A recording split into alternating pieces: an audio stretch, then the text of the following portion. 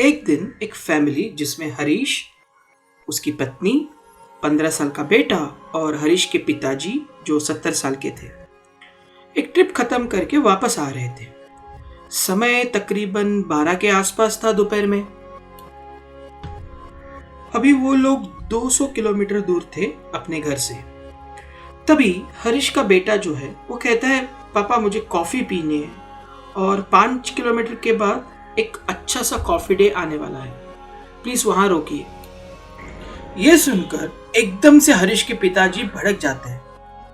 जो दादाजी थे 70 साल के और वो आर्मी से भी बिलोंग करते थे और वो बहुत ही डिसिप्लिन्ड इंसान भी हुआ करते हैं।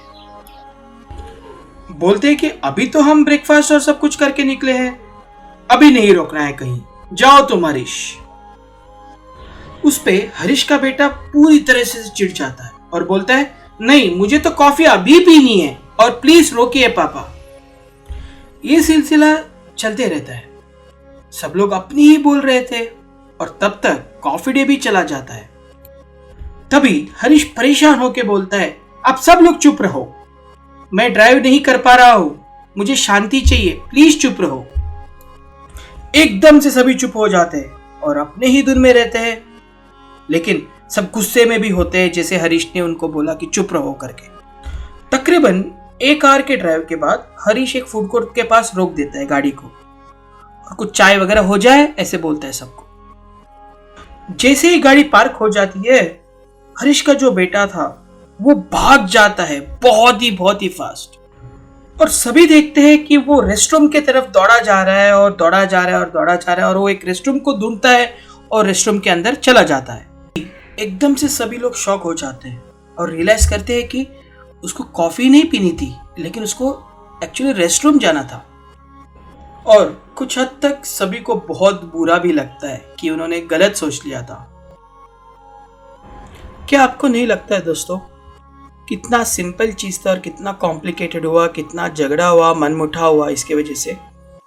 अगर हरीश के बेटे ने अगर बोल दिया होता कि मुझे वॉशरूम जाना है, थोड़ी कोई रोकता। ये तो दोस्तों एक कहानी थी छोटी सी, है ना, लेकिन आपने भी बहुत बार ऐसे महसूस किया होगा या फिर एक्सपीरियंस किया होगा कि हमारी ज़िंदगी में भी इतने सारे दिक्कतें आती है। बहुत बार झगड़े होते हैं, कॉरल्स होते हैं, बहुत देशों के झगड़े भी हुए हैं, वॉर्स भी हुए हैं, बैटल्स भी हुए हैं, जस्ट बिकॉज वो लोग कम्युनिकेट ढंग से नहीं करते।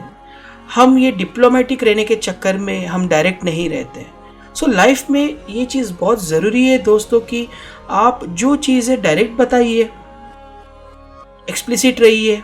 हाँ, ये तो इम्पॉर्टेंट है कि आप हर्ट नहीं कीजिए, किसी को भी दुख नहीं पहुंचाइए, लेकिन डायरेक्ट बोलना भी बहुत ज़रूरी है दोस्तों। जैसे कि इस कहानी में हमने देखा, वो बेचारा लड़का, उसने बोला नहीं कि उसको रेस्टरूम जाना है, उसके वजह से उसने 1-1.5 घंटा सफ़र किया और इमेजिन कीजिए उसका स्थिति कैसे रहेगा। तभी उसको रेस्टरूम जाना था, सब लोग झगड़ा कर रहे हैं और वो जा भी नहीं पा रहा है ना दोस्तों।